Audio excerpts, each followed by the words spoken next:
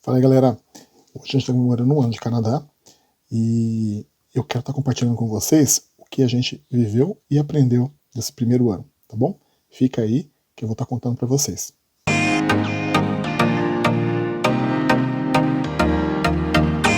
Ao longo desses 366 dias, sim, tem que lembrar que 2020 foi um ano bissexto, a gente viveu, experimentou um monte de coisas. Então, o número um que a gente sente e sentiu aqui no Canadá foi saudade. Então, saudade dos pais, saudade dos irmãos, saudade dos sobrinhos, saudade dos amigos, saudade das tias, dos tios, saudade dos ex-alunos, saudade do antigo trabalho. Aí a gente começa a pensar, pô, aquele colega de trabalho nunca mais vou ver na minha vida. Então, são bastante coisas que a gente começa a perceber, que a gente começa a sentir saudade.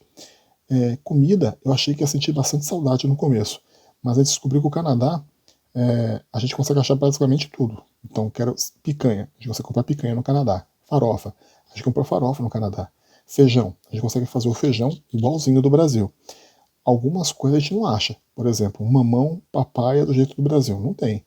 A manga do jeito do Brasil, também não tem. O abacate do jeito do Brasil, também não tem. Mas aí, a gente tem que mergulhar na cultura. Então tem as berries, os nuts e um monte de outras frutas que você encontra na Ásia, outros lugares, que do Brasil seria o olho da cara, a gente encontra aqui.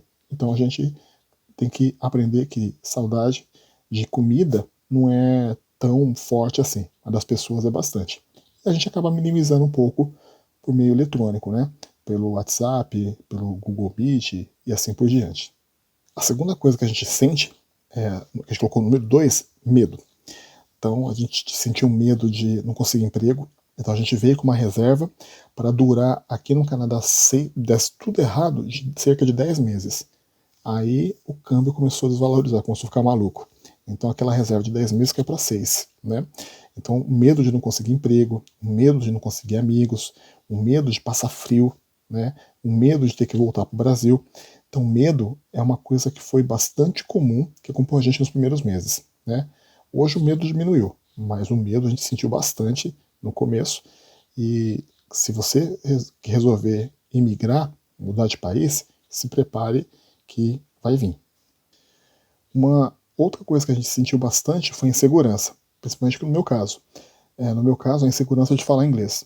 Eu achava que ia conseguir me virar bem no começo, porque eu tinha zerado o Duolingo e tinha feito algumas aulas particulares com meu padrinho de casamento, o Daniel.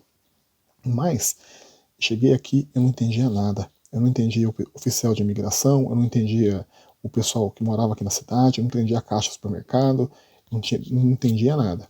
Eu sempre estava socorrendo com a Tati do meu lado. Aí fazer as coisas sozinho e tentar entender foi bem difícil. Aí eu consegui entrar num curso aqui na cidade, comecei a praticar inglês e fiz uma prova de seleção. E eu caí num nível chamado CLB, né, 4, de Listening e Speaking. E eu tinha caído no CLB 6 de Writing e Reading. Então eu sabia ler e escrever na média, só que falar e entender, ouvir, era muito baixo.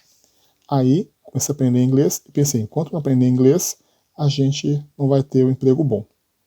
Então essa insegurança de eu preciso aprender inglês para conseguir um emprego, para conseguir resolver as coisas, é muito difícil. E uma insegurança super grande que pegou a gente logo de começo foi quando a gente descobriu que a Tati estava grávida e da Malu. Então tinha que correr contra o tempo para conseguir o que a gente chama de ORIP, que é o Sistema Público de Saúde aqui de Ontário. E aqui, para você poder entrar no ORIP, você tem que ter 153 dias de província, 5 meses morando na província, tinha que ter um emprego full-time, de no mínimo 30 horas por semana, e depois desse emprego de 30 horas por semana, a gente tinha que aplicar para o ORIP depois de mais 3 meses, ou seja, cerca depois de 8 meses de província que você teria acesso ao sistema público de saúde.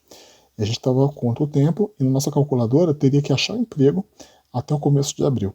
E ainda bem, graças a Deus que o universo conspirou a nosso favor, eu consegui esse emprego, consegui o RIP e a gente não precisou pagar o parto da Malu. Senão seria algumas dezenas de milhares de dólares fácil para pagar o parto. E a insegurança de a Tati manter boas notas, a insegurança do Gui entrar na escola e conseguir estudar. Então tinha bastante insegurança que a gente tem ainda hoje, mas diminuiu bastante.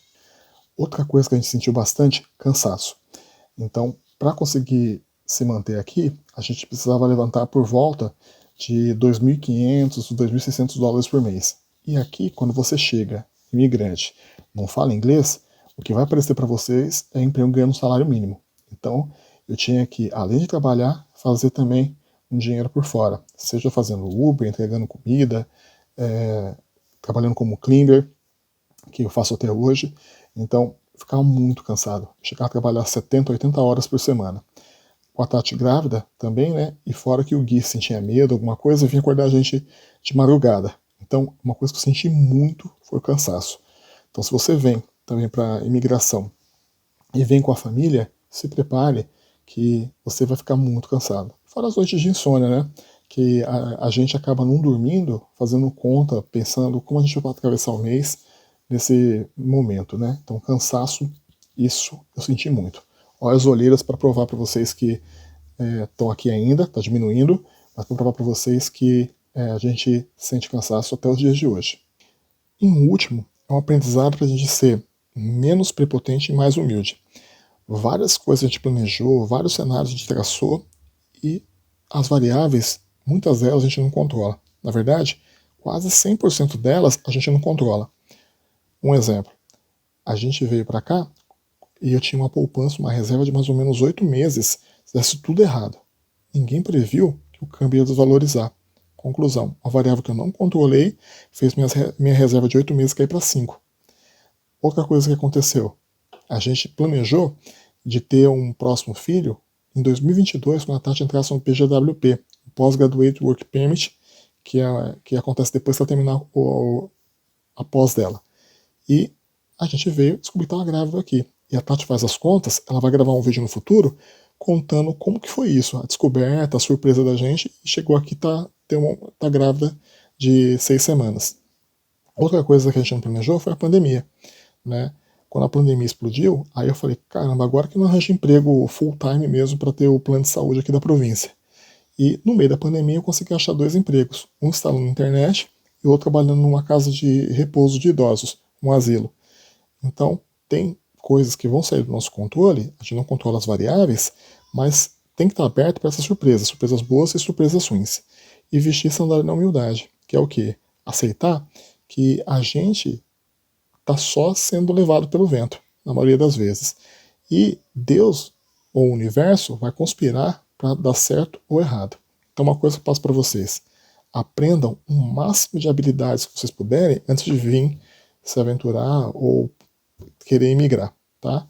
Tenha habilidade de atender cliente, tenha habilidade de informática, tenha habilidade de falar novas línguas, tenha habilidade de ser bom em profissões técnicas, tenha habilidade qualquer que seja. Quanto mais habilidade você tiver, mais fácil é a sua adaptação em um outro país. E venha preparado também para dar 4, 5 passos atrás da sua carreira. Um exemplo, eu não posso ser professor aqui no Canadá ainda. Para ser professor aqui, mesmo tendo 20 anos de experiência no Brasil, eu só vou poder ser professor se eu fizer a faculdade complementação pedagógica aqui no Canadá. Então, eu não posso ser professor, mas eu posso dar aula particular. Eu não posso ser engenheiro civil, por exemplo, mas você pode trabalhar com drywall, trabalhar com pintura, e mesma coisa com outras profissões. Então, dependendo da profissão que você tinha no Brasil, venha preparado para dar 3, 4, 5 passos atrás da carreira. E eu acho que boa parte da culpa disso, foi a conversa que eu tive com outros brasileiros, é porque o Brasil passou por uma escravidão. Então, algumas profissões são menosprezadas no Brasil. Então, por exemplo, ser lixeiro, gari, cleaner, isso é desvalorizado no Brasil. E aqui não. Aqui, tipo, o médico vai lavar o banheiro, o cara que é engenheiro civil vai estar na fila do Tim Hortons junto com o carpinteiro. Então, como aqui não passou pelo processo de escravidão, então algumas profissões braçais ganham até mais do que profissões de escritório. Tá? Então, venha preparado que aqui a desigualdade é menor. E aqui, profissões que no Brasil são desvalorizadas, ganha bem. Ok? Isso que eu queria passar para vocês. A nossa trajetória está só começando. Torçam pela gente, deixem os comentários, deixem pergunta, a gente já está aqui para responder, tá bom? Até mais, valeu!